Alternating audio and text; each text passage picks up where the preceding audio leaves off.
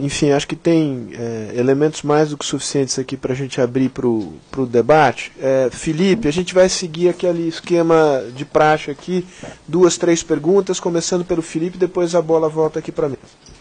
Na verdade, não é tanto uma pergunta, é mais uma questão de como é que a gente compara isso com a questão ambiental. Quer dizer, ficou bem claro o efeito desse código em relação à agricultura.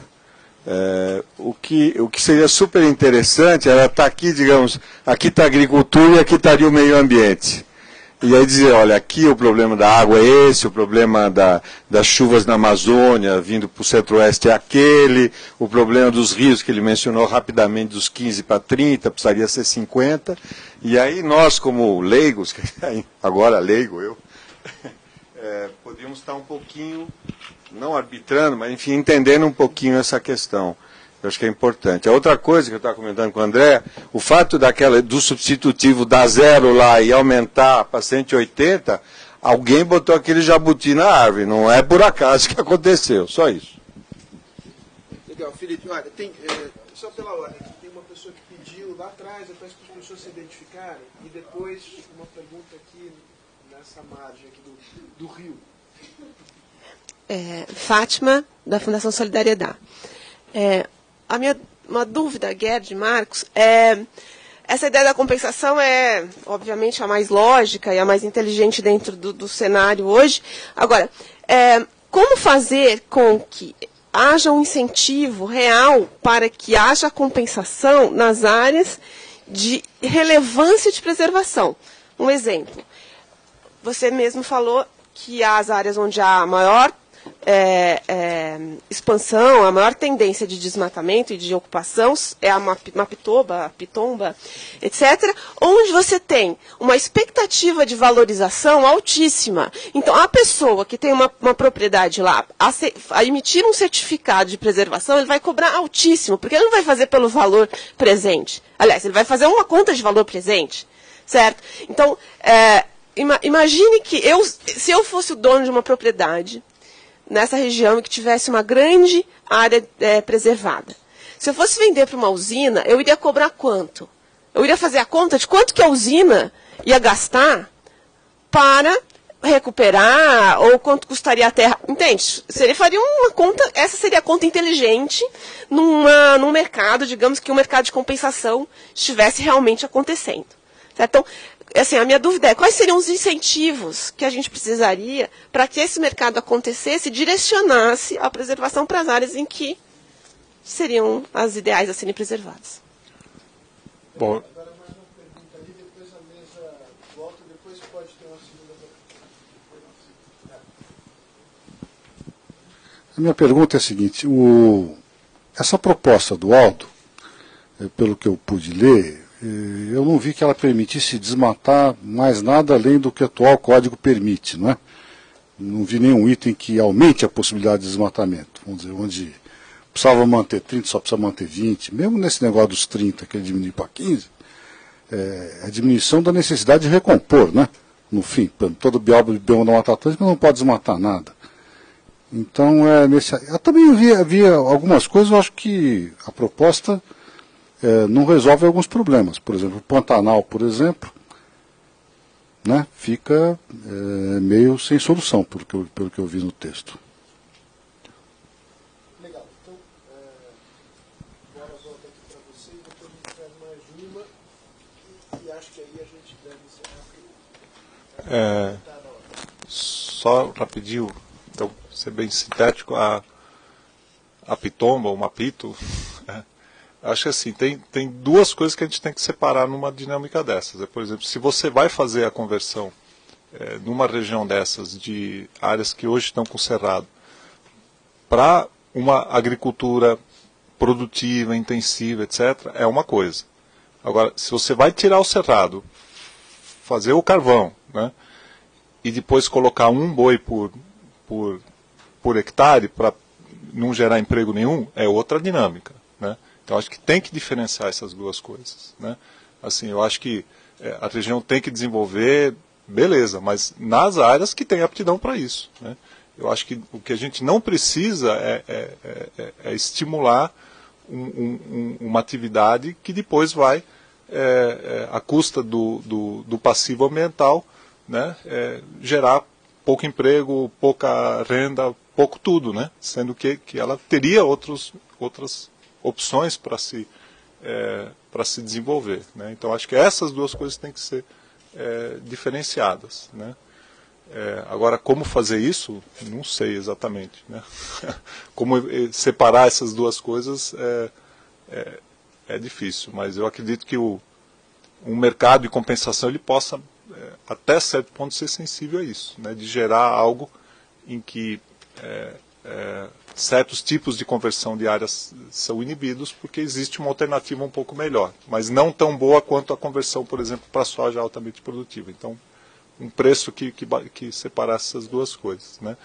A questão dos itens do substitutivo que diretamente aumentam o desmatamento não tem, mas mexe nesses estoques.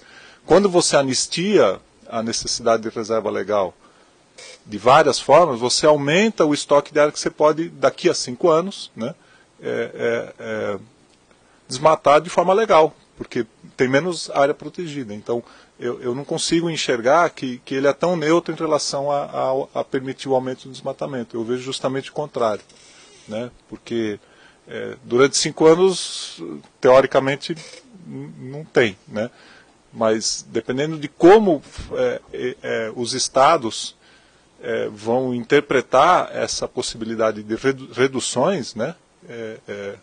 No plano de adequação, você pode aumentar muito o estoque de área que simplesmente saiu fora da proteção do código, né?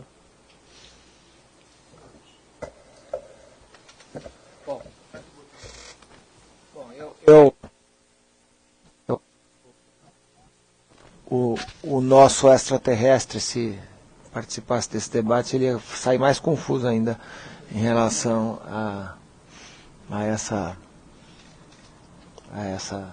compatibilidade que todos nós acreditamos que existe entre agricultura e meio ambiente no Brasil.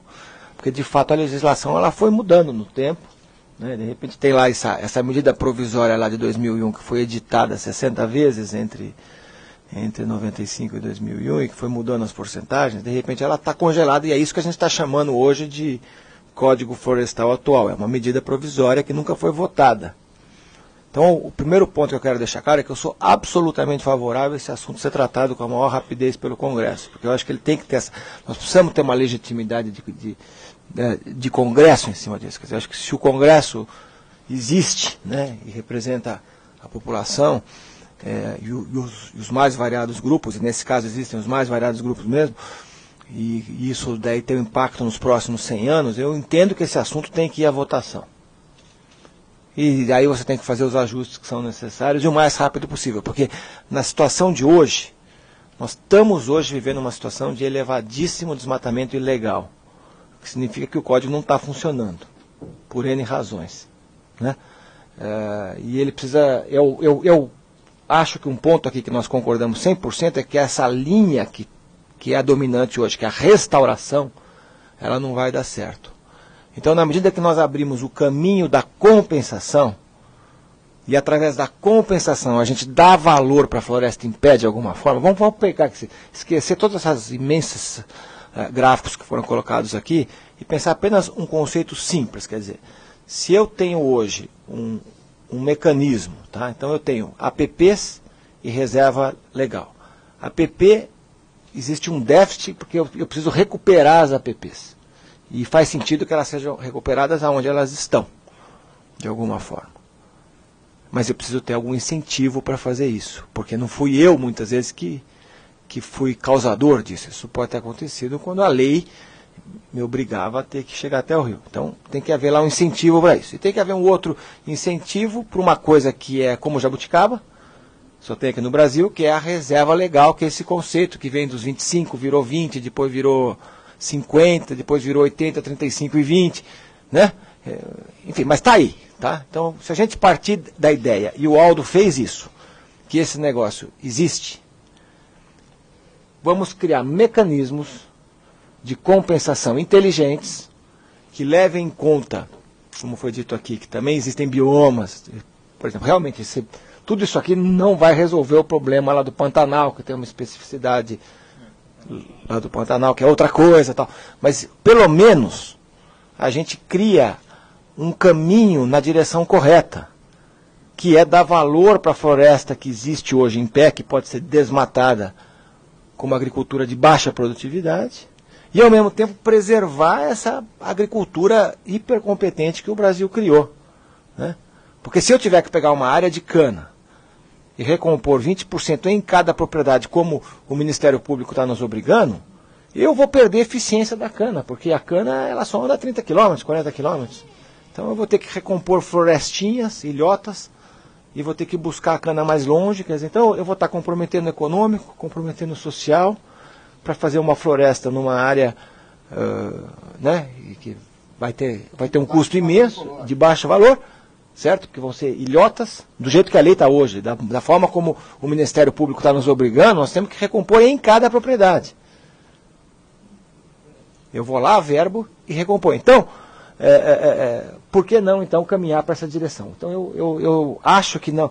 Eu acho que o que o Aldo fez foi, e eu acho que isso foi super importante, quer dizer, ele recoloca esse assunto teve debates intensos nos últimos 10 anos. É falso que isso aqui é uma coisa nova, é velha, é muito conhecida. Com a Marina Silva nós chegamos a um passo de resolver a coisa em cima de 5 ou 6 itens. O Aldo agora coloca a coisa de uma forma muito mais ampla e traz muito mais implicações, e realmente o que ele trouxe aqui hoje é uma coisa muito mais abrangente. Agora, eu não tenho dúvida que este é o principal assunto de interesse da agricultura nesse momento, e que qualquer decisão vai ter um imenso impacto na agricultura e no meio ambiente. Então, nós temos que levar esse assunto à frente. Bom, a gente faz mais uma segunda. Tem várias pessoas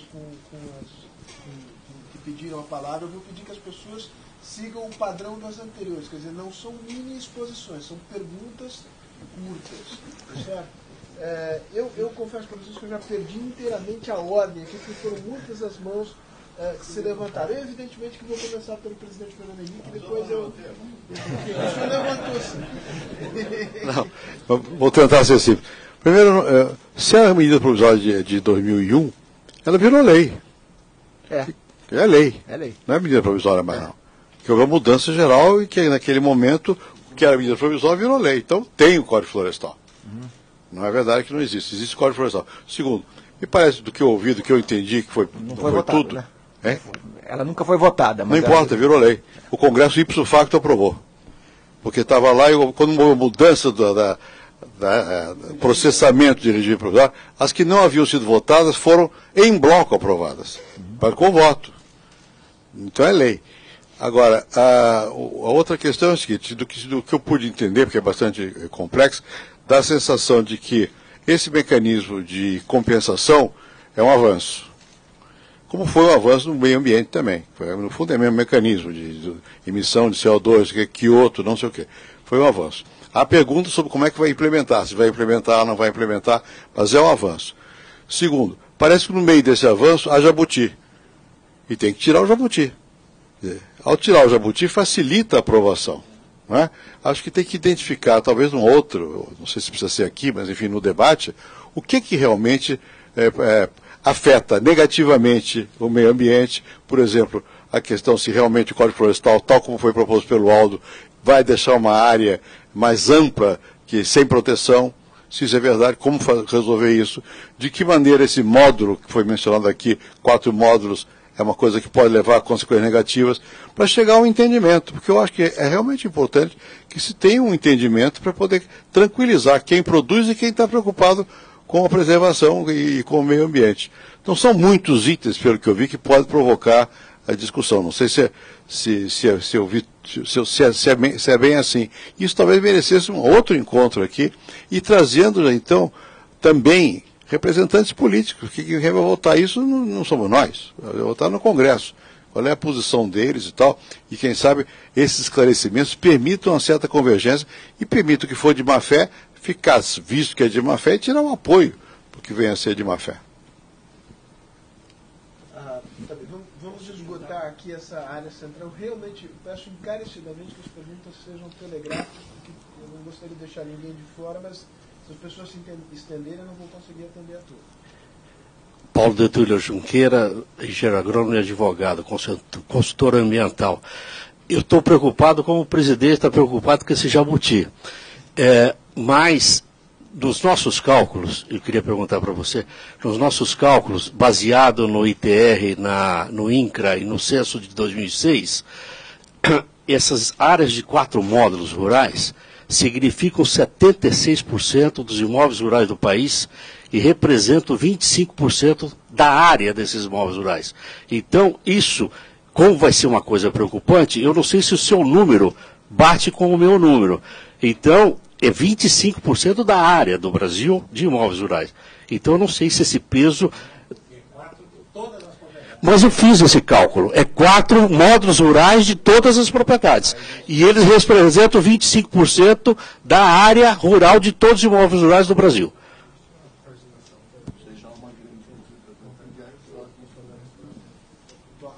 Ali no meio. Vamos aqui por áreas geográficas. Guilherme Bastos, da Agri63. Gerd, exatamente sobre essa questão dos 4 módulos fiscais, eu acho que valeria a pena, inclusive baseado num estudo recente da FGV, onde ela fez uma retabulação do censo, né, eu acho que valeria a pena não olhar isso apenas sobre a ótica ambiental, mas sobre a ótica do impacto de renda sobre esses 4 módulos. E eu estou falando isso de uma viagem recente a Santa Catarina, onde você vê realmente esses produtores, suinocultores. Eu fui exatamente ver a região de suinocultura e você pensa, bom, o que vai fazer deles que recebem já uma renda de R$ 1.500 por mês, que são integrados? Quer dizer, o que vai ser deles se eles tiverem que abrir mão dessa área para a questão de sobrevivência, renda mesmo.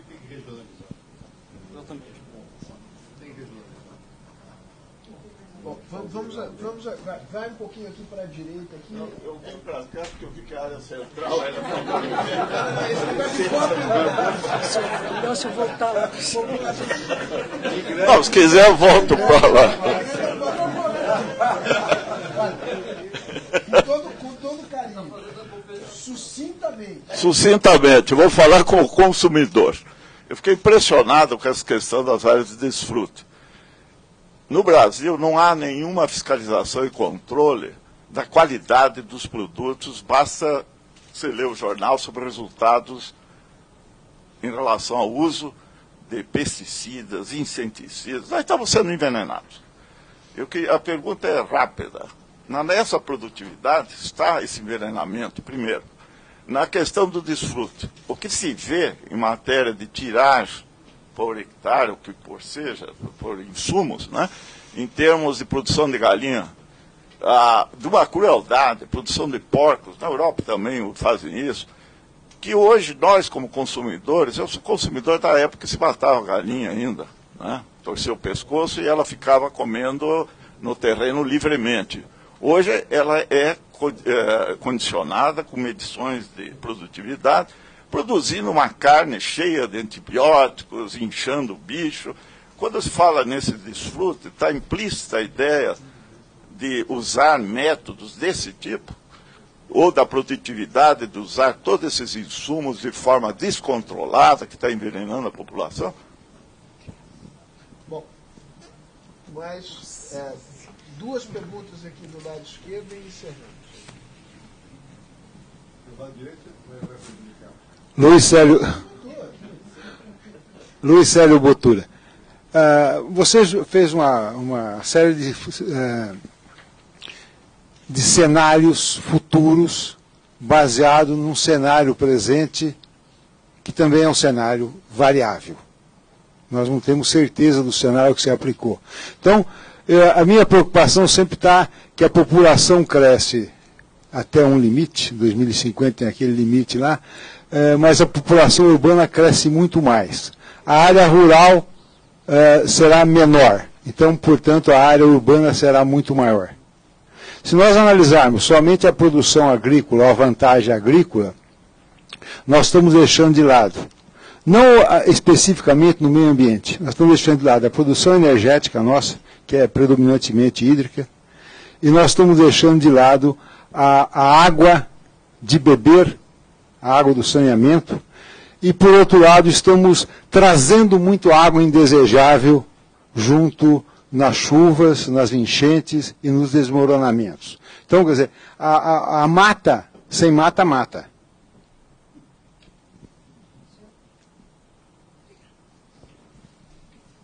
Acho que tem mais uma pergunta aí e a gente traz aqui para a mesa para as considerações. Boa tarde. Só para corrigir uma informação que foi prestada em relação à possibilidade de cota de reserva florestal, ela já havia sido prevista na medida provisória, bem como servidão florestal e arrendamento.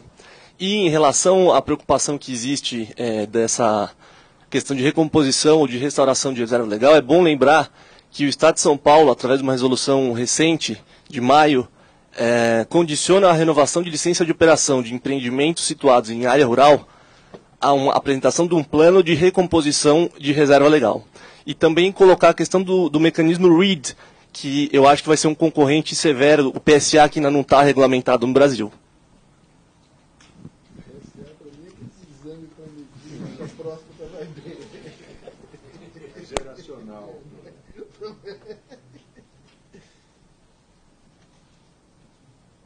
Com a palavra, a mesa. Sei lá que ordem que eu falo alguma coisa. Bom, eu vou só responder aquilo que eu interpretei como pergunta. Tá? Com questão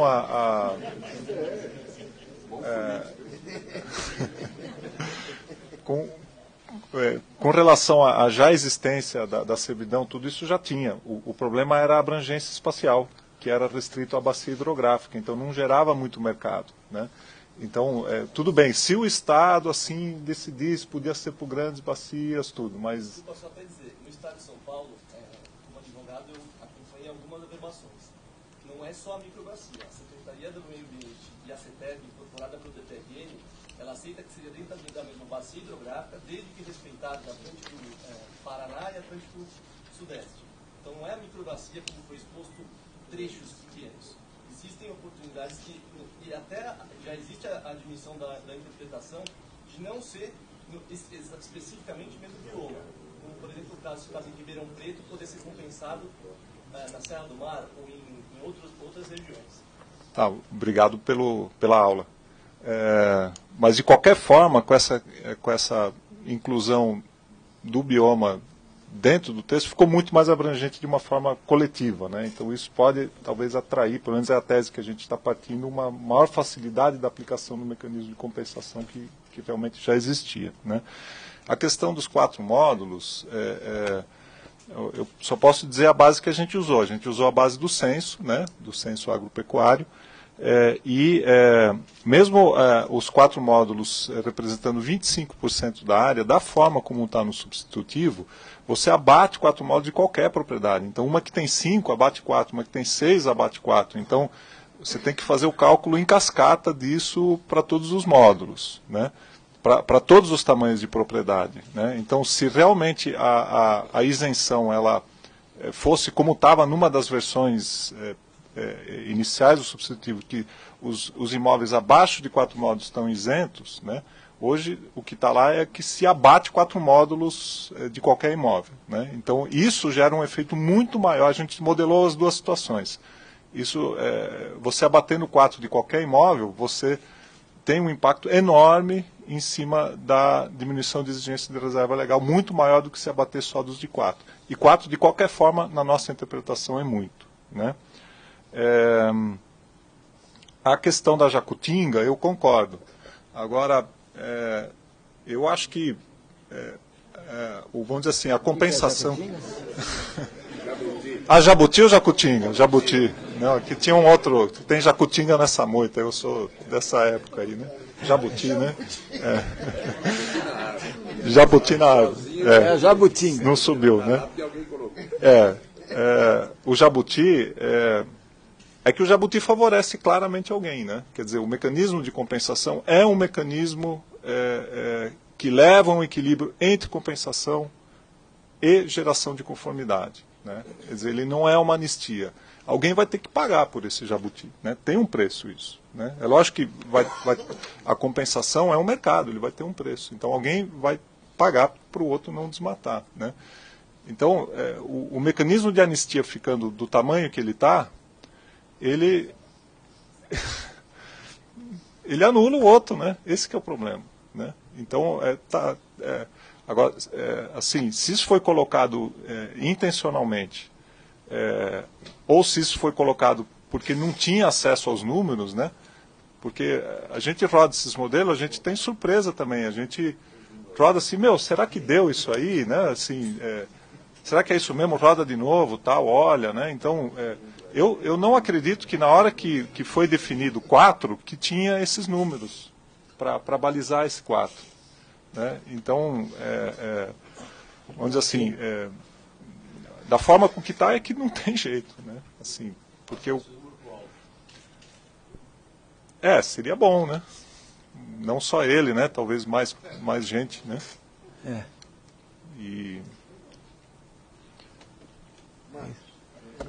Você quer fazer um comentário sobre a parte... Tocando um pouquinho. Aqui é tudo on the record, senão... Para ninguém depois falar que não falou, né? É que ele tinha feito um comentário sobre a taxa de desfrute do Brasil, e eu sou estudante da Luiz de Queiroz, acabei de me formar, e agora há pouco eu estou voltando no intercâmbio no Texas. E a taxa de desfrute que o professor pôs é muito tímida. Toda essa melhoria no sistema de pecuária do Brasil é muito plausível. Então eu tinha comentado sobre isso. Mas uma grande dúvida que eu tenho, professor, esse engessamento que existe de pôr números e de acordo com a largura do rio, não seria muito mais viável você olhar outros aspectos técnicos, tipo de solo, declividade, para que o Código Florestal tenha uma funcionalidade ambiental e hidrológica? Então, eu vejo que a reforma precisaria ser muito mais abrangente e ter muito mais respaldo técnico. E se pudesse ter a sua opinião sobre isso, eu agradeceria. Não, só uma coisa ali que eu queria pedir para que o Francesco comentasse o assunto. Ao fundo. Deve ser um aliado do Marcos. Boa tarde. Na verdade, é o meu advogado. Eu sou do departamento jurídico da Única. É só para esclarecer essa questão. Não, é que existem algumas dúvidas aqui que eu acho que mereceriam um pouco de esclarecimento. A primeira pergunta que se faz é de onde veio esse número 4 módulos rurais, de onde é que surgiu? Na verdade, aqui no próprio Código Fiscais, que na verdade no próprio Código Florestal Antigo havia previsão disso, só que era voltado para a definição da propriedade voltada à atividade rural familiar. O que é esse conceito? É um conceito que está definido em lei, que são propriedades de até 4 módulos explorados exclusivamente por uma pessoa natural, em conjunto com a sua família, e esporadicamente contrata terceiros para auxiliá-los. A renda tem que ser basicamente 80% dela proveniente da atividade nessa propriedade. Então isso é o conceito de imóvel rural voltado para a atividade agricultura familiar. O que aconteceu? Que na discussão da revisão do código, acharam muito complexo caracterizar essa atividade, essa propriedade. E preferiram, então, passar um critério exclusivo pela dimensão, 4 módulos fiscais. E eu acho que a grande falha aí foi num argumento, que eu acho que é até um pouco falso, de isonomia, de estender isso para qualquer imóvel rural, que eles dizem. Qualquer que seja a dimensão do imóvel rural, você tem que aplicar também esses 4 módulos por questões isonômicas. Isso daí é um argumento que eu não acredito que seja sério, mas foi o que foi levado para justificar os 4 módulos. Então essa é a origem dele. A outra questão que foi feita foi em relação à existência do código da cota de reserva florestal já no código anterior, e que já estaria prevista em lei. Mas por que não foi aplicada? De fato, um dos problemas era a restrição de áreas. Como uma compensação era dentro da microbacia, dificilmente você poderia aproveitar esses títulos de outras bacias. Mas, de fato, o Estado de São Paulo, eu diria, que revolucionou regulamentando a reserva legal no Brasil, em São Paulo, e estabeleceu 2 bacias para viabilizar uma compensação mais ampla no nosso território, num decreto assinado há uns 2 anos atrás. Mas pecou numa coisa, pecou na regulamentação da cota de reserva florestal, que até hoje não foi regulamentada. E para a emissão dela, necessariamente tem que ter a participação do órgão ambiental. Como isso não aconteceu, você não consegue obter isso e você não consegue criar um mercado eficiente à base de títulos. Eu acho que o grande ganho desse trabalho do Aldo Rebelo é que ele regulamenta isso com profundidade. Então reduz a dificuldade de você conseguir que a administração depois o faça. Então é um grande ganho e acho que é uma revolução que ele proporciona nessa proposta. E só para acabar, a única coisa que faltou foi que disseram que não consta o problema do bioma pantanal no Código Florestal, no texto do Aldo. Mas tem um dispositivo lá que trata das áreas alagáveis, que são as áreas mais sensíveis desse bioma. E lá está claro, só é permitida a atividade rural ou agropecuária lá, se não houver supressão de vegetação e for comprovada a sustentabilidade da atividade. É aquilo que o Aldo falava do boi do Pantanal, que vive em pasto nativo, sem supressão de vegetação. Então, acho que é uma questão de um pouco mais de debate e de leitura desse texto do Aldo para a gente colocar um pouquinho mais de clareza. É isso. Obrigadíssimo. Posso? Pode. Muito bem.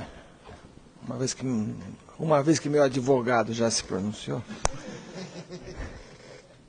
e eu não sou advogado, não, mas eu acho o seguinte, deixa eu tentar explicar um pouco pelo lado um pouco mais político das coisas. Em primeiro lugar, quer dizer, muito do que está aí é fruto da bagunça brasileira. Por exemplo, a história lá dos 4 módulos, no meu entendimento, decorre inclusive de um fato que eu mencionei logo ao começo, que é a existência de 2 ministérios e de uma suposta divisão entre uma agricultura familiar e a reforma agrária de um lado e o chamado agronegócio do outro, que é uma conceituação completamente errada, porque o conceito de agronegócio, quando foi criado lá nos Estados Unidos nos anos 50, ele falava das cadeias integradas de produção de alimentos, fibras e agroenergia. Todas as agriculturas fazem parte do agronegócio, porque são apenas as cadeias produtivas. Mas aqui no Brasil houve essa separação, essa dicotomia, e os 4 módulos surgem, particularmente através do ministro Mink, que ao possibilitar uma isenção para até 4 módulos, ele ganhou o apoio da CONTAG e de outros grupos que chegam até 4 módulos, vamos chamar assim, certo? Pequenos produtores que chegam até 4 módulos. E aí cria todo esse imbróglio. A questão disso ser lei é o imbróglio daquelas 18 MPs que viraram lei sem terem sido votadas. Quer dizer, de fato ela é lei. Hoje ela está sendo assim interpretada pelo poder público. Agora, ela tem legitimidade no sentido, sei lá, se a gente pensar que isso aqui é um negócio que tem que ter um imenso impacto para gerações futuras, né, para a nossa agricultura, para o nosso meio ambiente, eu entendo que esse assunto tem que ir ao Congresso e tem que ser revisto. De alguma maneira. Pois é. Mas o problema é o seguinte, é que as interpretações que estão sendo feitas daquilo que passou naquele momento, que não chegou a ter o debate merecido, hoje estão levando a uma confusão ainda maior. E se a gente não fizer nada, a gente pode estar inviabilizando o desenvolvimento agrícola.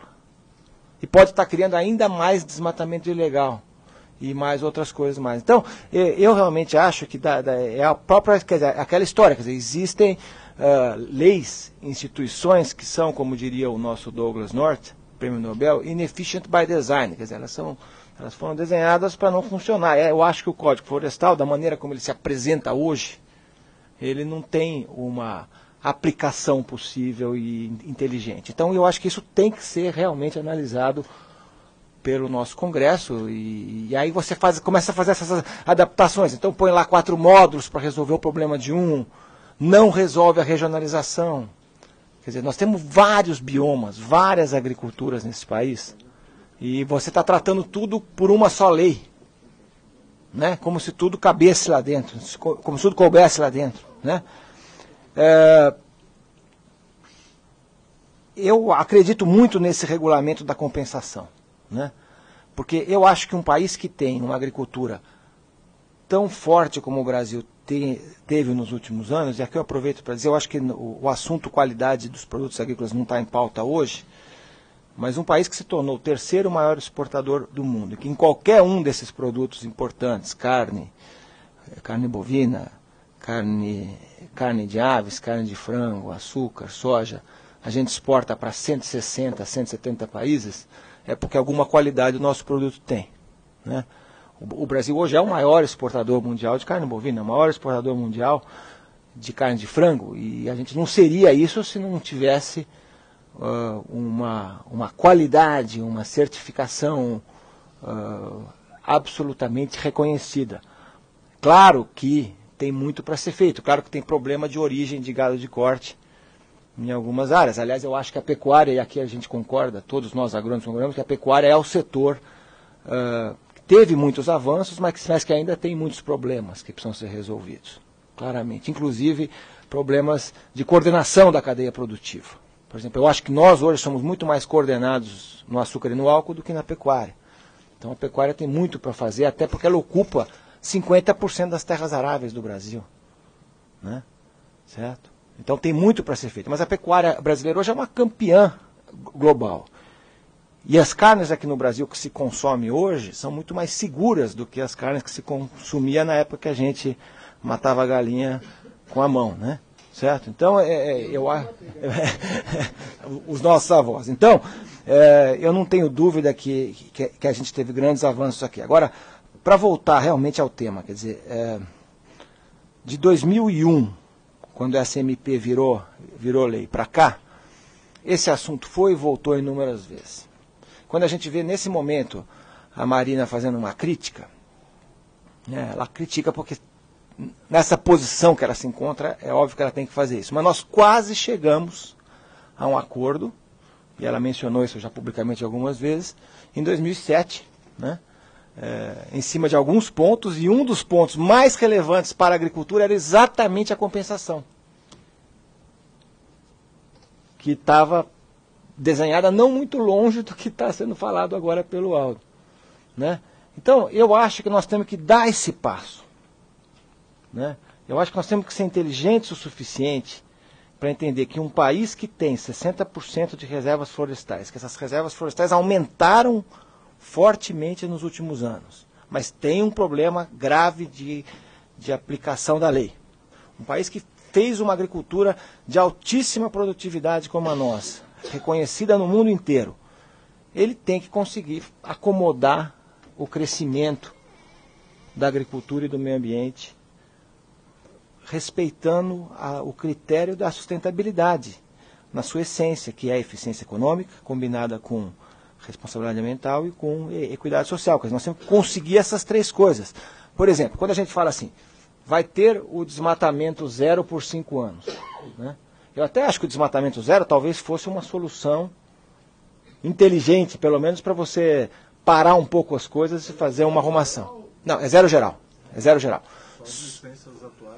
Ou seja, já não se licencia nada por 5 anos. Tudo bem, isso até pode servir para você parar e pensar um pouco. Mas, ao mesmo tempo, eu fico pensando, por exemplo, no chamado Mapito, como é que você chamou aqui?